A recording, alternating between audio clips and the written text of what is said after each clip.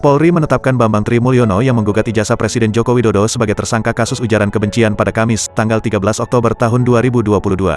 Selain Bambang, Sugik Nur Raharja juga ditetapkan sebagai tersangka ujaran kebencian terhadap Presiden Jokowi melalui konten yang diunggahnya di YouTube Gus Nur 13 Official.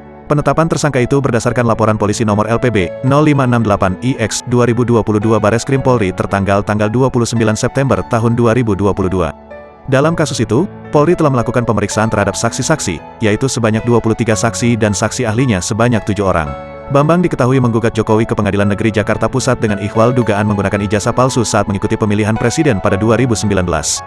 Gugatan itu dilayangkan Bambang pada Senin, tanggal 3 Oktober tahun 2022.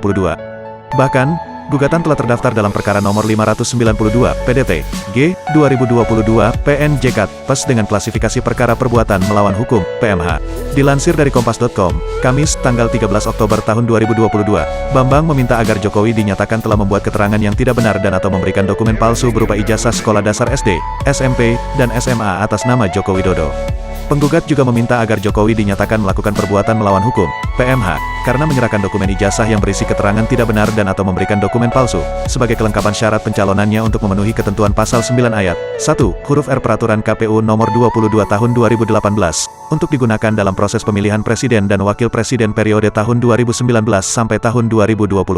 Selain Jokowi, Bambang juga menggugat Komisi Pemilihan Umum, KPU, Majelis Permusyawaratan Rakyat, MPR, serta Kementerian Pendidikan, Kebudayaan, Riset, dan Teknologi.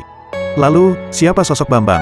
Bambang Trimulyono lahir di Blora, Jawa Tengah, pada tanggal 4 Mei tahun 1971. Dia bersekolah di SDN Sukorejo, SMPN 2 Blora, dan SMAN 1 Blora.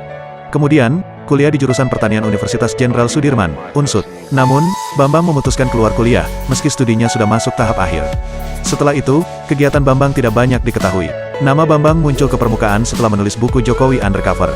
Akibatnya dia diperiksa polisi dan ditetapkan sebagai tersangka pada tanggal 30 Desember tahun 2016. Penyidik menyebut buku itu tidak mempunyai sumber yang jelas terkait referensi. Karena karyanya itu, ia secara sah dan meyakinkan telah melakukan tindak pidana dengan sengaja tanpa hak menyebarkan informasi yang ditujukan untuk menimbulkan rasa kebencian atau permusuhan individu dan atau kelompok masyarakat tertentu berdasarkan suku, agama, ras dan antar golongan secara berlanjut.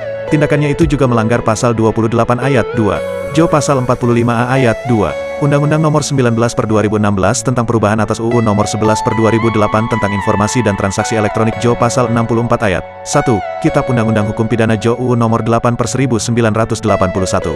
Akibat tindakannya, Bambang divonis 3 tahun penjara.